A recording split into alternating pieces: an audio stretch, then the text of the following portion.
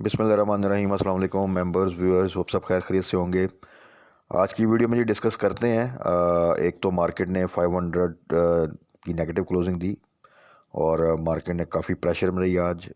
उसकी कुछ रीज़न्स थी और ज़्यादा ये चीज़ जो सी अगर आप मार्केट में हैं पीएसएक्स में काफ़ी अर्से से, तो जब भी कोई अच्छी न्यूज़ एक्सपेक्टेड होती है और उसमें थोड़ा सा डिले आता है तो इस तरह की एक डाउनवर्ड ट्रेंड, एक मूवमेंट स्टॉक मार्केट में आती है, जिसमें वीक होल्डर्स जो से हैं वो अपनी चीज़ें छोड़ देते हैं और जो इन्वेस्टर्स हैं, जो प्लेयर्स हैं, जो एक्सपीरियंस लोग हैं, वो वही चीज़ें लो रेट पे बाय करते हैं। और जैसे ही फिर वो न्यूज़ आती है और एक रिकवरी आती है, एक रैली बनती है, एक बाउंस बैक आता है, वो हाई साइड पे जो सा है उसमें फिर प्रॉफिट टेकिंग करते हैं।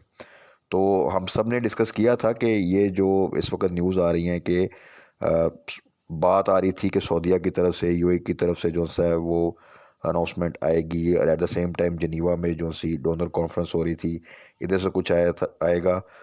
वो ख़बरों के ऊपर लास्ट वीक में आपने देखा एक मोमेंट बनी, बट वीकेंड में उसमें थोड़ा सा एम्बिग्विटी आई, चीज़ें कोई क्लैरिफाई नहीं हुई, कोई अनाउंसमेंट नहीं हुई। तो आज आपने देखा कि मार्केट में एक अच्छा खासा जो सा वो डिप आ गया और जैसे ही मार्केट क्लोज हुई उसके बाद आप देखें तो ये न्यूज़ आना स्टार्ट हुई और अभी आप सबको ही पता चल रहा होगा कि around more than 7 billion US dollar की कमिटमेंट्स जो सी हैं वो हो चुकी हैं।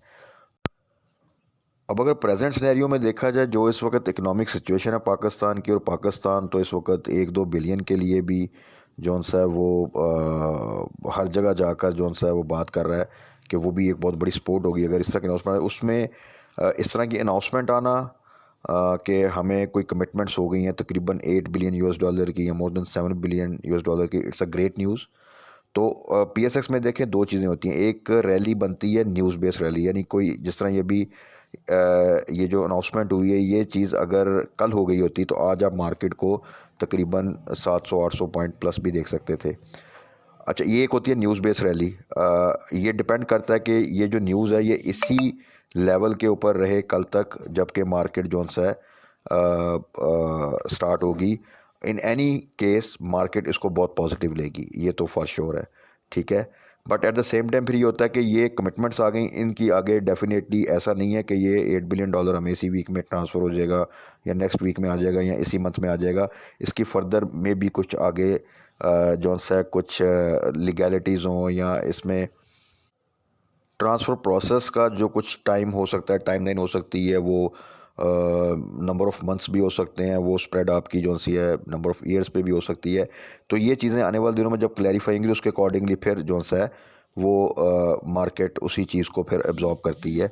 But overall in any case it's a good news, क्योंकि बात यहाँ पे हो रही थी कि पाकिस्तान डिफ़ॉल्ट कर सकता है, कर रहा है और सिचुएशन काफ़ी ख़राब थी। तो ऐसी सिचुएशन में इस तरह की एक अच्छी न्यूज़ आना वो डेफिनेटली एक पॉजिटिव साइन है।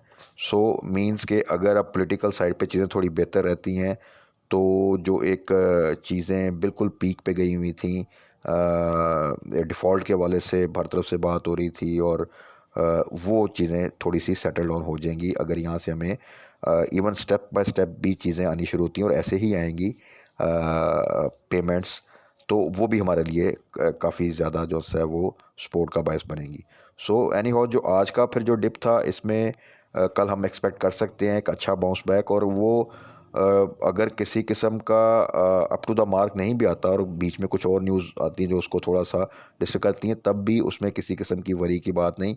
बिकॉज कि जो एक इमीडिएट थ्रेट था आपका डिफ़ॉल्ट वाला, अगर ये चीज़ें प्रॉपरली जो अनाउंसमेंट्स हुई हैं, कमिटमेंट्स हुई हैं, इसमें से मैंने बताया कि अगर ये स्टेप्स में भी आना स्टार्ट होती हैं, सपोज़ आपको in first go 1 to 2 billion dollar US dollar भी मिलता है, तो भी अभी के लिए वो सफिशेंट है, क्योंकि वो फिर चीज़ें एक स्टार्ट हो जाएंगी और हम जो इमीडिएट थ्रेट था उससे कम से कम बाहर आ जाएंगे। इकोनॉमिकली जो अभी बातें हो रही थी कि डॉलर शायद अभी जो सा आपका 300 से ऊपर चला जाए, हम डिफ़ॉल्ट के बिल्कुल करीब हैं, 1 मंथ का हमारा इंपोर्ट बिल के हमारे पास पैसे रह गए हैं, तो दिस एंड डैट वो आप सबको ही पता है जो बातचीत हो रही थी।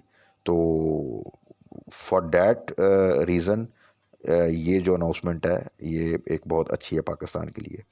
तो बाकी अब कल के लिए स्ट्रेटजी देखें। आज तो डेफिनेटली जो हमने वीकेंड पे डिस्कस किया था कि किन किन स्टॉक्स को हमने टारगेट कर लेना है, जिन लेवल्स पे अगर वो आएँ तो वो आज उन लेवल्स पे हैं, तो वहाँ पे आप बिल्कुल, अगर आपने टारगेट किया तो गुड, नहीं किया तो अपनी पहली पोजीशंस को होल्ड करें। तो अभी तो जो पिछला एक डिप आया था उसमें से बहुत सी रिकवरीज जो सी हैं वो होना ज़रूरी हैं। तो असल चीज़ ये होती है कि इस तरह की डिप्स जो सी वॉलेटाइल मार्केट में होती हैं, क्योंकि न्यूज़ आती रहती हैं, कभी पॉजिटिव न्यूज़ आती है, कभी नेगेटिव आती है, फिर उसकी क्लैरिफिकेशन आती है। तो इस तरह के सिनेरियो में एक जिग जैग मूवमेंट बहुत ज़्यादा बनती है। अगर आप देखें एक रेंज में मार्केट मूव करती है, जो कि पिछला पूरा साल अगर आप देखें तो वो कोई 4-5 हज़ार पॉइंट्स की एक रेंज है जिसमें मार्केट ने मूव किया। तो उसमें असल चीज़ यही होती है कि आप लो साइड पे बाय करें, हाई साइड पे प्रॉफिट टेकिंग करें, हाई साइड पे बाय करने से अवॉइड करें, और लो साइड में पैनिक से में आने से अवॉइड करें। ये 3-4 चीज़ों का अगर आप ख्याल रख लें तो फिर ये है कि मार्केट में इस तरह की वॉलेटिलिटी मार्केट में भी आप अच्छा गेन जो है वो कर सकते हैं, एटलीस्ट अपने आप को लॉस से सेव कर सकते हैं।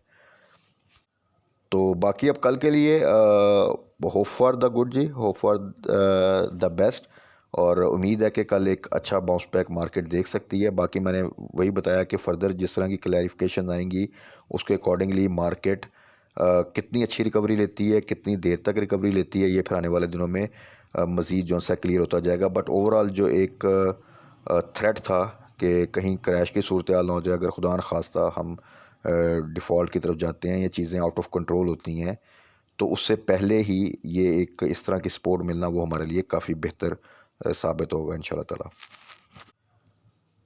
बाकी आज मार्केट में देखें तो अगर आप मार्केट की क्लोजिंग, आपको पता है कि जो सी फ्राइडे को 41,000 उसने जो सा दोबारा से उसको ब्रेक किया था, उससे ऊपर क्लोजिंग दी थी। और आज लेकिन जो सा डिप आने के बाद दोबारा मार्केट जो सा 40,500 के पास तकरीबन आ चुकी है। वॉल्यूम ठीक थे, कोई बहुत लो नहीं थे, क्योंकि उसमें आप अगर देखें तो मार्केट जब लो साइड पे भी थी तो बाइंग सेलिंग होती रही, ख़ासतौर पर रिफाइनरी सेक्टर में अच्छी एक्टिविटी देखी गई। टीआरजी का खासा इम्पैक्ट था आज स्टार्ट से ही मार्केट में। उसमें एक न्यूज़ आई, आपको पता है, उसको भी डिस्कस कर लेते हैं, जिसकी वजह से टीआरजी की एक अच्छी वेटेज होती है अगर आप देखें तो। प्लस बैंकिंग सेक्टर में थोड़ा सा प्रेशर था, वो रीज़न्स भी आपको पता ही हैं, जो कुछ स्टेटमेंट्स आती हैं, और फिर प्लस जो सा सूरत हाल थी हमारी फाइनेंशियल साइड पे, तो वो डेफिनेटली एक नेगेटिव इम्पैक्ट डालती है। तो मिल मिला के एक हैवी वेटेज जब सेक्टर्स में या स्टॉक्स में जब सेलिंग आती है तो वो एक मार्केट में केएसई 100 इंडेक्स में ख़ास तौर पे पॉइंट्स वाइज अच्छा खासा इम्पैक्ट डालते हैं। और ये हमने रिसेंटली भी देखा था जब एक टाइम में सिस्टम जो सा वो लोअर लॉक हुआ था और उसके साथ कुछ और हैवी वेट्स हुए थे, तो मार्केट जो सा वो तब भी 700-800 नेगेटिव तक चली गई थी। तो आज आप इसमें थोड़ा सा कंट्रीब्यूटर कह सकते हैं कि टीआरजी जो है वो फ्रॉम ट्रेडिंग डे के स्टार्ट से ही उसने थोड़ा सा कंट्रीब्यूट किया। तो बाकी कल के लिए जी होप फॉर गुड, और थोड़ा सा डिस्कस कर लेते हैं कुछ स्टॉक्स को स्पेसिफिकली आज। बाकी तो जो वीकेंड की वीडियो हमने डिस्कस किया तकरीबन वही स्ट्रेटजी है, वही स्टॉक्स को अगर आप फोकस करें उनमें, वही जो हमने स्ट्रेटजी बनाई थी उसको फॉलो करें तो वो कल के लिए बिल्कुल ठीक है। बाकी कुछ स्टॉक्स को मेंशन करना इसलिए ज़रूरी है, टीआरजी को मेंशन करने का मकसद ये है कि कल भी हमने डिस्कस किया था कि इसको सिर्फ आपने तब कंसिडर करना जब ये 110 से नीचे जाए, अदरवाइज़ नहीं। हाई साइड पे आपने प्रॉफिट टेकिंग करनी है और 110 का स्टॉप लॉस रखना है, और जब नीचे जाए तो वहाँ पे बाइंग करनी है। अब ये जो नीचे गया है ये किसी जर्नल न्यूज़ की वजह से नहीं गया, ये स्पेसिफिक न्यूज़ है जो कि टीआरजी के हवाले से आई है कि इसके अगेंस्ट जो है वो टीआरजी इंटरनेशनल, जेएस बैंक और ज़िया चिश्ती के अगेंस्ट जो है सिंध हाई कोर्ट में जो है पटिशन गई है। तो उस लिहाज से अगर देखा जाए, जब स्टॉक स्पेसिफिक न्यूज़ आ जाए और उसकी वजह से उसमें डिप आए तो थोड़ा सा बेहतर है कि उसको आप अवॉइड करें। प्लस क्योंकि ये ऑलरेडी 80 से जंप करके यहाँ तक आया था, तो अगर इसमें एक बाउंस बैक आता भी है, रिकवरी आती भी है, तो जब तक ये न्यूज़ आगे जाके फर्दर इसमें क्लैरिफिकेशन नहीं आती, कोई बेहतर नहीं आती, तो बेहतर है कि आप इसकी बजाय दूसरे आईटी सेक्टर के स्टॉक्स में जो है इन्वेस्ट करें तो ज़्यादा बेहतर है, क्योंकि इसमें किसी टाइम भी फ्लक्चुएशन आके ये डाउन साइड पे जा सकता है, तो थोड़ा सा अवॉइड करना बेहतर है। तो कल अगर इसमें आपको चांस मिले तो अगर आपके पास होल्डिंग है तो आप हाई साइड पे प्रॉफिट टेकिंग कर लें या एग्ज़िट ले लें तो वो ज़्यादा बेहतर है। उसके बाद आ जाए जी अटक रिफाइनरी की बेहतरीन परफॉर्मेंस आज नेगेटिव मार्केट में भी, आप कह रहे हैं तकरीबन 170 को दोबारा इसने जो है वो क्रॉस किया, और अगर आप कहें विद इन नो टाइम इसने जो रिकवरी दी 130 से नीचे जब इसने क्लोजिंग दी थी, और दोबारा अगर आप देखें तो जस्ट कपल ऑफ वीक्स में ये दोबारा जो है 170 इसने क्रॉस किया। तो मेरा ख्याल है कि इसमें इस वक्त आपकी जो स्ट्रेटजी होनी चाहिए वो ये है कि 160 का स्टॉप लॉस लगा के आप इसको होल्ड करें, और अगर ये 170 से ऊपर जाता है तो वहाँ पर अगर ये कैप नहीं होता तो वहाँ पे आप एक दफ़ा प्रॉफिट टेकिंग कर लें। 100% नहीं करनी तो पार्शियल प्रॉफिट टेकिंग ज़रूर कर लेनी चाहिए। या फिर ये है कि आप अपना स्टॉप लॉस जो है जब 170 से ऊपर की क्लोजिंग आती है तो उसको फिर 165 पे ले जाएं और इसी तरह ट्रेल करते जाएं। ओवरऑल अटक refinery is a good stock, और अगर मार्केट जिस तरह की उम्मीद की जा सकती है कि अब आगे आने वाले दिनों में थोड़ा बेहतर परफॉर्म कर सकती है, तो फिर ये अपनी फर्दर रैली भी जो है वो थोड़ी बहुत करेक्शन के साथ कंटिन्यू करेगा इंशाल्लाह।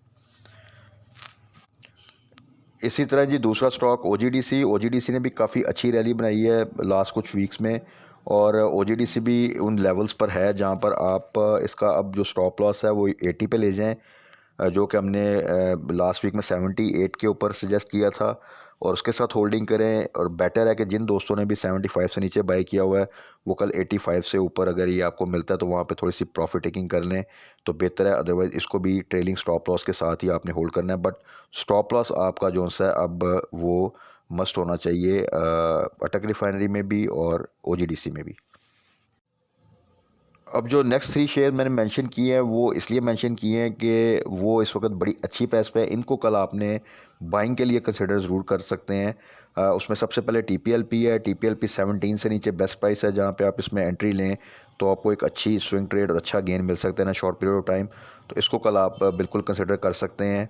सिक्योर है, मिनिमम रिस्क के साथ एक अच्छा गेन आपको मिल सकता है। उसके बाद आ जाएँ इसी तरह आप आ जाएँ मिचल्स का भी यही दोबारा जो है वो सजेस्ट किया था आपको कि 90 से नीचे जब भी आए तो वहाँ पे आपने इसको टारगेट करना है। और क्योंकि मार्केट आज तकरीबन 500 से ज़्यादा डाउन थी तो इस वजह से अगर आप देखें तो ये डाउन साइड पे गया। शुरू में इसने थोड़ा सा अपनी प्राइस को सस्टेन किया, but any how this is again an opportunity. अगर किसी ने हाई साइड पे प्रॉफिट टेकिंग की हुई है जब ये 98 पे गया था अभी लास्ट वीक, तो उसके लिए अगेन अपॉर्चुनिटी है कि वो दोबारा से इसमें जो है वो बाइंग कर सकता है। इस वक्त 88.29 पे से क्लोजिंग आई है, सो 88 के आसपास अगर नीचे मिलता है तो वेरी गुड। अदरवाइज़ 90 से बिलो आप किसी प्राइस लेवल पे भी वो लोग दोबारा से एंट्री ले सकते हैं, क्योंकि अल्टीमेटली इसने फिर जो है इंशाल्लाह ताला आने वाले दिनों में एक अच्छी रैली बनानी है जो कि हम डिस्कस भी करते रहते हैं। उसके बाद है जी हपको को भी आपको याद होगा कि जब ये 60 से नीचे पीछे गया था तो that was the best price कि हपको जैसा स्टॉक अगर उस रेट पे मिल रहा हो तो आप लें। तो उसने बाउंस बैक करके भी 63 64 के आसपास ट्रेड कर रहा था। तो अभी दोबारा से तकरीबन 60 के आसपास जो है इसकी क्लोजिंग आई है, और अगर आपको कल ये 60 के आसपास थोड़ा सा डिप पे मिलता है तो बिल्कुल इसको आप जो है बाय कर सकते हैं। और ये वो स्टॉक है, मैं हमेशा कहता हूँ कि जो लॉन्ग टर्म के लिए आपने इसको हमेशा अपने पोर्टफोलियो में रखना है। तो ये बेसिकली स्टॉक आप ले रहे हैं आपको स्पेसिफिकली, ये आप कोई शॉर्ट ट्रेड के लिए नहीं ले रहे, बल्कि ये आप अपनी पोर्टफोलियो बिल्डिंग के लिए इसकी क्वांटिटी को इंक्रीज़ कर लें, एवरेज बेहतर कर लें, या इसको थोड़ा सा आप बाय करके होल्ड कर लें। तो ये आपको इन रेट से एक अच्छा कैपिटल गेन प्लस अच्छा पे आउट, दोनों चीज़ें आपको इसमें आने वाले महीनों और एक साल का अगर आप टारगेट कर सकते हैं तो उसमें आपको ये मिल जाएंगी। तो हपको को आप उस लिहाज से जो है बिल्कुल इस प्राइस पे विद मिनिमम रिस्क और high probability of capital gain as well as pay out, आप दोनों तरीक़ों से इसको टारगेट कर सकते हैं। बाकी जनरली स्पीकिंग तो क्योंकि आज जब मार्केट एक दफ़ा डिप लेती है तकरीबन 500-600 पॉइंट का, तो जिस तरह सारे स्टॉक उसका प्रेशर लेते हैं, इसी तरह जब रिकवरी आती है तो तमाम स्टॉक ही कुछ ना कुछ परसेंटेज के साथ रिकवर करते हैं। कुछ थोड़ा तेज़ी से रिकवर करते हैं, कुछ थोड़ा स्लोली रिकवर करते हैं। सो कल के लिए इंशाल्लाह ताला होप फॉर गुड, एक अच्छी रिकवरी एक्सपेक्ट कर सकते हैं अगर अल्लाह करे कि कोई बैड न्यूज़ ना आए। बट ओवरऑल भी जो ये न्यूज़ आई है इसमें मैंने बताया कि प्रैक्टिकली कुछ हिस्सा भी इम्प्लीमेंट होना स्टार्ट होता है, तो एटलीस्ट जो एक बिल्कुल थ्रेट कंडीशन थी हमारे लिए फाइनेंशियल स्टेटस के हवाले से, उससे हम एटलीस्ट जो है बाहर निकल आएंगे। और इस प्रेजेंट सिनेरियो में ये भी बहुत है कि ये चीज़ हमें जो है एटलीस्ट स्टॉक मार्केट के हवाले से एक अच्छा जो है रिलीफ हमें दे सकती है। सो कल के लिए लेट्स सी कि मार्केट की क्लोजिंग क्या आती है, उसके बाद अकॉर्डिंगली जो रिकवरी आएगी, स्टॉक्स कितना रिकवर करते हैं और आगे फर्दर मार्केट की क्या क्लोजिंग आती है, उसके अकॉर्डिंगली कल मार्केट क्लोजिंग के बाद फर्दर हम डिस्कस कर लेंगे कि आने वाले दिनों में और इस वीक में हमने क्या स्ट्रेटजी करनी है। तब तक अपना ख्याल रखिएगा, दुआ में याद रखिएगा। Stay best. अल्लाह हाफिज़।